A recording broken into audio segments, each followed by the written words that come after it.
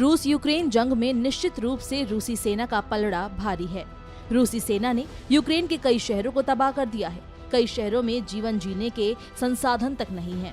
इन शहरों के नागरिकों ने पश्चिमी देशों में शरण ले रखी है। लेकिन ये भी सत्य है कि यूक्रेनी सेना की एक खतरनाक मिसाइल ने रूसी सैनिकों के टैंकरों पर जमकर कहर बरपाया है। आखिर कौन सी है ये मिसाइल, क्या है इसकी खासियत? इस मिसाइल ने रूसी टैंकरों को कैसे पहुंचाया नुकसान?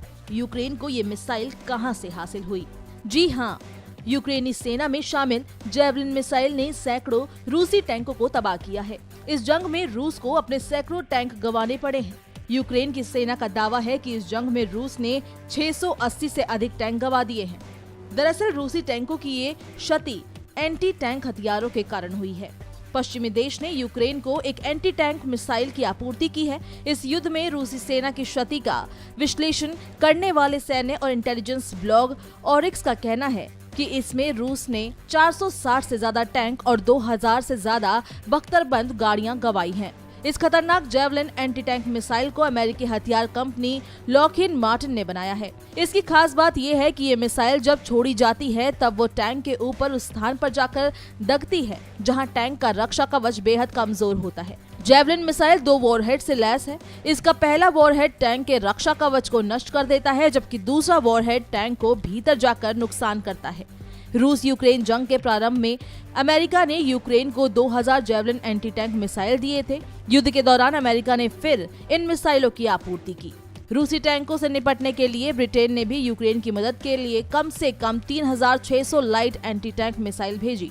इस जंग में जेवलिन और ब्रिटेन की एंटी टैंक मिसाइल काफी असरदार साबित हुई। ऐसा माना जाता है कि इन मिसाइलों के चलते यूक्रेन को जंग में टिके रहने का मौका दिया गया और इससे युद्ध के हालात एकदम अलग हो गए। रूसी सेना इसकी कल्पना नहीं करती थी। इसके अलावा अमेरिका यूक्रेन को 100 switchblade anti tank missile दे रहा है। ये ड्रोन कैमिकेज के नाम से जाने जाते हैं। ये दुश्मन के ऑपरेटर से मीलों दूर मौजूद लक्ष्य के ऊपर मंडरा सकते हैं और फिर उस पर वॉरहेड गिराकर उसे नष्ट कर सकते हैं। यूक्रेन जंग में रूस को अब तक जीत नहीं मिल सकी है। इसके पीछे एक अन्य कारण ये भी है।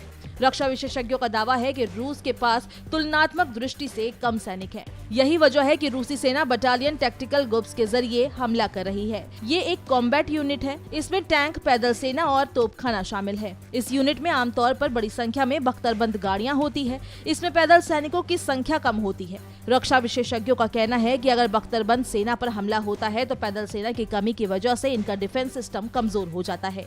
इसका प्रहार तो तगड़ा होता है, लेकिन प्रहार से बचने की क्षमता कमजोर होती है। इसके अलावा जब रूस यूक्रेन युद्ध शुरू हुआ था तो रूस हवाई हमलों में अपना वर्चस्व नहीं बना सका। रूसी सेना आसमान में पेट्रोलिंग नहीं कर पा रही थी और यही वजह है कि वो यूक्रेन की सेना की गतिविधि को नहीं समझ पा रही थी। ऐसे में यूक्रेनी सेना घात लगाकर हमले करने के लिए बेहतर पोजीशन में थी। वो रूसी सेना को काफी नुकसान पहुंचा सकती थी।